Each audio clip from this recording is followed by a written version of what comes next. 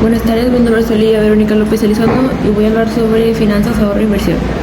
Finanzas y dinero. En economía utilizamos el término finanzas para describir la actividad que consiste en suministrar los fondos que sufragan los gastos en capital. El dinero es lo que utilizamos para pagar bienes y servicios. Capital y capital financiero. El capital se clasifica como construido por herramientas, instrumentos, etc. El capital financiero consiste en los fondos que las empresas utilizan para comprar capital físico y que las familias emplean para comprar una vivienda. La inversión bruta es la cantidad total gastada en un nuevo capital. La inversión neta es igual a la inversión bruta menos depreciación.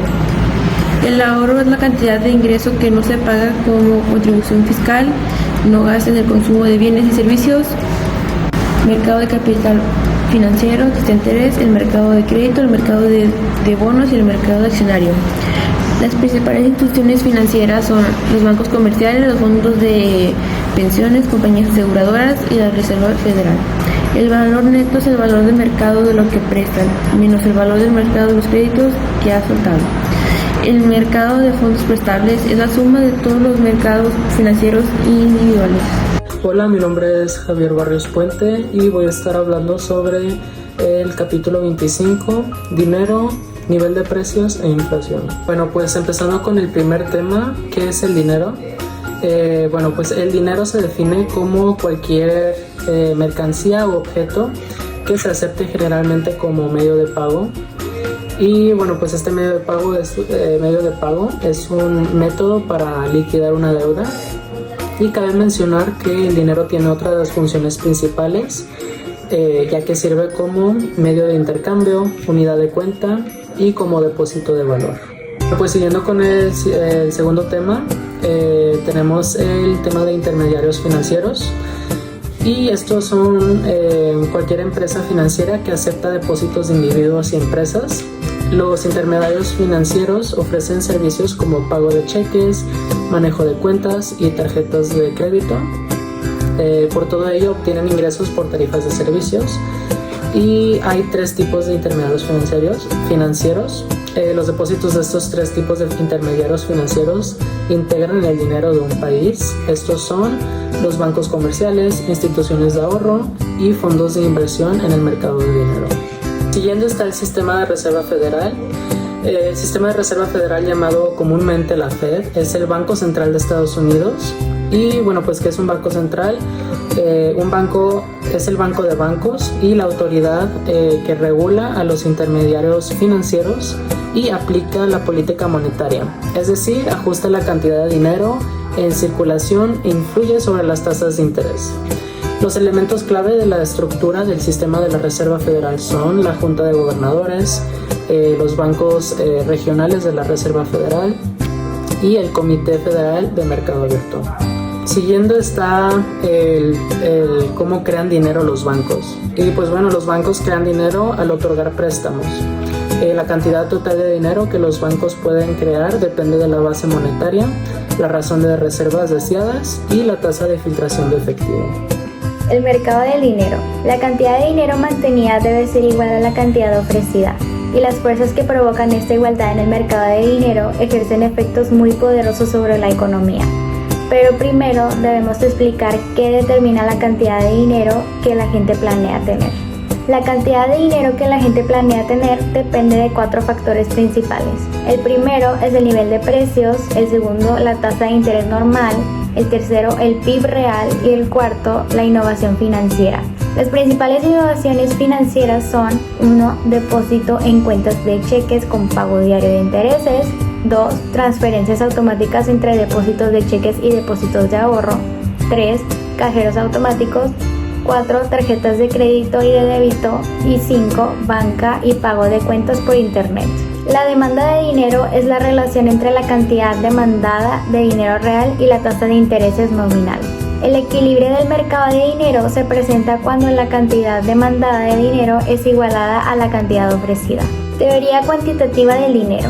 La teoría cuantitativa del dinero sostiene que un aumento en la cantidad de dinero conduce a un aumento porcentual equivalente en el nivel de precios. Para explicar la teoría cuantitativa del dinero debemos definir primero la velocidad de circulación. La velocidad de circulación es el número promedio de veces que una unidad unitaria se usa anualmente para cobrar los bienes y servicios que conforman el PIB. El multiplicador monetario. El multiplicador monetario o multiplicador del dinero es el proceso que permite a los bancos multiplicar el dinero partiendo de una cantidad de dinero inicial. Esto se debe a que los bancos únicamente están obligados a mantener en sus reservas un nivel mínimo de dinero. Esto facilita la creación de dinero, es decir, permite que el crédito fluya. Cuando el crédito fluye, la economía avanza y crece. Continuamos con el tipo de cambio y balanza de pagos. Para empezar, el mercado de divisas se obtiene mediante una moneda extranjera a cambio de una moneda nacional.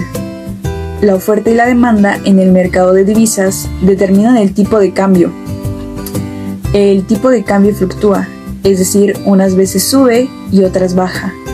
La apreciación de una moneda es el alza del valor de esa moneda respecto de otra, y la depreciación de una moneda es la caída en el valor de esa moneda frente a otra. Cuanto más alto sea el tipo de cambio del dólar, menor será la cantidad de dólares demandada y mayor la cantidad ofrecida. El tipo de cambio de equilibrio hace que la cantidad demandada de dólares sea igual a la cantidad ofrecida. Los cambios en la demanda de exportaciones estadounidenses modifican la demanda de dólares y los cambios en la demanda de importaciones por parte de Estados Unidos modifica la oferta de dólares. También tenemos los cambios en el diferencial de la tasa de interés de Estados Unidos o en el tipo de cambio futuro esperado, modifican tanto la demanda como la oferta de dólares, pero en direcciones opuestas. Además, existe un efecto importante del cual recalcar, que es el efecto de la utilidad esperada. Cuanto mayor sea la utilidad esperada de tener dólares, mayor será la demanda de dólares en el mercado de divisas. Sin embargo, la utilidad depende del tipo de cambio. Para determinado tipo de cambio futuro esperado, cuanto más bajo sea el tipo de cambio hoy, mayor será la utilidad esperada de comprar y tener dólares, y será la cantidad demandada de dólares en el mercado de divisas el día de hoy. Para esto, existe una ley llamada la ley de demanda de divisas, que se aplica a los dólares de la misma forma que al resto de los bienes que la gente valora. Si ningún otro factor cambia, cuanto más alto sea el tipo de cambio, menor será la cantidad de dólares demandados en el mercado de divisas. El arbitraje es definido como la práctica de buscar utilidad al comprar en un mercado y vender por un mayor precio en otro mercado relacionado. El arbitraje en el mercado de divisas, en los mercados de créditos internacionales y en los bienes logra tres resultados. Número 1, la ley de precio. Esta afirma que si un artículo se comercia en más de un lugar, el precio será el mismo en todos lados. El segundo, no hay utilidades de ida y vuelta. En este contexto, una transacción de ida y vuelta implica usar la divisa A para comprar la divisa B y luego utilizar la divisa B para comprar la divisa A. Sin embargo, el arbitraje elimina las utilidades de todas las transacciones de ese tipo. Número 3 se llama paridad de las tasas de interés. Esto significa que las tasas de rendimiento entre divisas no son iguales y que para las transacciones libres de riesgo no hay ganancia al elegir una divisa por encima de otra. La especulación. Esta consiste en comerciar con base a una expectativa de obtener utilidades. La mayoría de las transacciones con divisas se basan en la especulación, lo cual explica por qué el tipo de cambio futuro esperado juega un papel central en el mercado de divisas. Hay dos subtemas que ayudan a complementar la información de lo que es la especulación. Uno de ellos es llamado el tipo de cambio futuro esperado.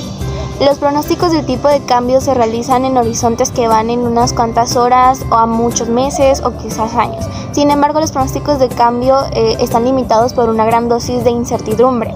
Además, hay muchos pronósticos divergentes y por último, los pronósticos influyen en el resultado. El segundo concepto se llama volatilidad del tipo de cambio. La influencia de las expectativas y la llegada constante de noticias acerca de las influencias sobre la oferta y la demanda hacen que las modificaciones diarias y semanales en el tipo de cambio sean imposibles de predecir. Sin embargo, la tendencia acerca de cuál tipo de cambio fluctúan son predecibles y dependen de los principios del mercado. Principios del mercado. Actualmente existen dos tipos de cambios, las influencias en el largo plazo y las influencias en el corto plazo. Para entender lo que sucede en el largo plazo necesitamos definir y comprender dos conceptos también. El primero se llama papel de tipo de cambio real. Es una medida de la cantidad de PIB real de otros países que compra una unidad de PIB real de Estados Unidos.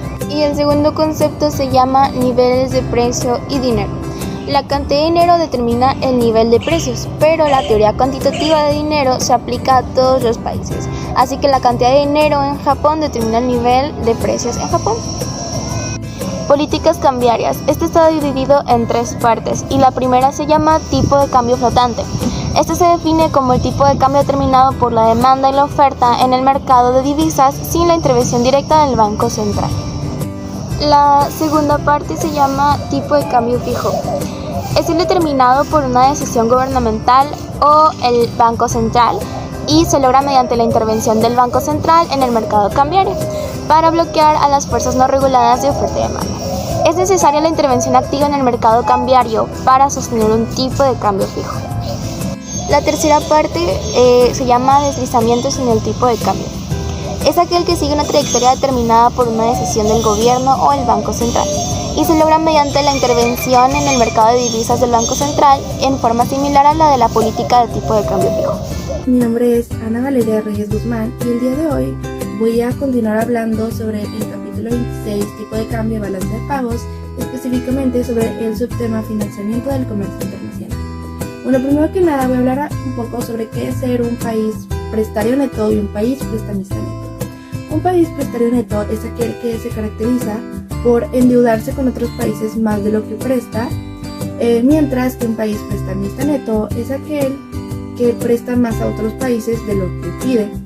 Aquí como ejemplos tenemos a Estados Unidos siendo un país prestario neto y a China, Japón y Arabia Saudita siendo países prestamistas netos. Igualmente tenemos el mercado global de fondos prestables, el cual a través de dos curvas muy importantes que vendría siendo la curva de oferta de fondos prestables y la curva de demanda de fondos prestables, juntas van a ayudar a poder determinar las tasas de interés a nivel mundial. E igualmente tenemos lo que vienen siendo deudores y acreedores, que son conceptos similares a prestable y prestamista. Sin embargo, deudores se le conoce como aquel país que a lo largo de la historia ha estado pidiendo a otros países y por ende debiéndoles, mientras que los países acreedores son aquellos países que a lo largo de toda su historia han estado prestando más a otros países de lo que pidieron. Voy a hablar sobre el saldo de la cuenta corriente y las exportaciones netas. Como sabemos, las exportaciones netas constituyen el principal rubro de la cuenta corriente. Por ello, el saldo de la cuenta corriente se puede determinar al multiplicar la suma de los ingresos netos más las exportaciones netas por las transferencias netas más los intereses. Podemos estudiar el saldo de la cuenta corriente si analizamos que este determina las exportaciones netas, ya que los otros dos rubros son pequeños y no fluctúan mucho. Buenas tardes, soy Evaristo Castillo. A mí me tocó hablar sobre la oferta agregada y sobre la demanda agregada. Primeramente les voy a hablar sobre la oferta agregada. Existen varios tipos de esta. Específicamente yo voy a estar hablando de la oferta a largo plazo, oferta agregada de largo plazo. Es la relación entre la cantidad ofrecida del Producto Interno Bruto real y el nivel de precios cuando la tasa salarial cambia a la par en el nivel de precios para mantener el pleno empleo. En la oferta agregada de largo plazo, debido al nivel de precios que se van a estar manejando en la tasa nominal, van cambiando los precios en el mismo porcentaje. La tasa salarial real permanece constante en su nivel de equilibrio de pleno empleo, y así cuando el nivel de los precios cambia en este tipo de oferta agregada, la tasa salarial real aún así sigue permaneciendo constante. Es de lo que se trata de esta oferta agregada a largo plazo. Básicamente el Producto Interno Bruto se va a permanecer sin cambios y se va a permanecer tanto constante como real, tanto sea como en el trabajo como pues la tasa salarial. Al igual que existe la oferta agregada de corto plazo, pero se sigue manteniendo en la misma meta de mantener constante siempre el Producto Interno Bruto. Y ya después de eso sigue con lo que es algunos cambios que pueden llegar a tener en la oferta agregada, Y el chiste de realizar estos cambios es que aún así pues se va a aumentar lo que es el producto potencial en vez de reducirlo. Para esto se van a estar generando los cambios en lo que es la oferta agregada. Por último, lo que es la demanda agregada, que es la suma del gasto del consumo real, la inversión, el gasto gubernamental, las exportaciones y las importaciones, todo esto junto, que es en sí, o sea, se basan en las letras de estas mismas, que es en sí Y es igual a C más I más G más X menos M. En sí es eso. Y pues son todas las que había dicho: inversión, consumo real, gasto gubernamental, exportaciones, y todo a eso se le restan las importaciones. En este caso es la cantidad real de bienes y servicios, que es el Producto Interno Bruto, sobre en sí a nuestra demanda que ya tenemos se le va a restar lo que no tenemos contemplado, como demandas, empresas, gobiernos, algunas peticiones extranjeras, etcétera. Y pues lo más importante que se contempla en esta demanda agregada es lo de el nivel de precios, las expectativas que se tienen o que se quieren llegar a tener, la política fiscal y la política monetaria, y la economía mundial. En sí, lo que habíamos mencionado, que son, cosas extranjeras que pueden llegar a afectar la demanda y la planeación que nosotros ya tenemos. Gracias.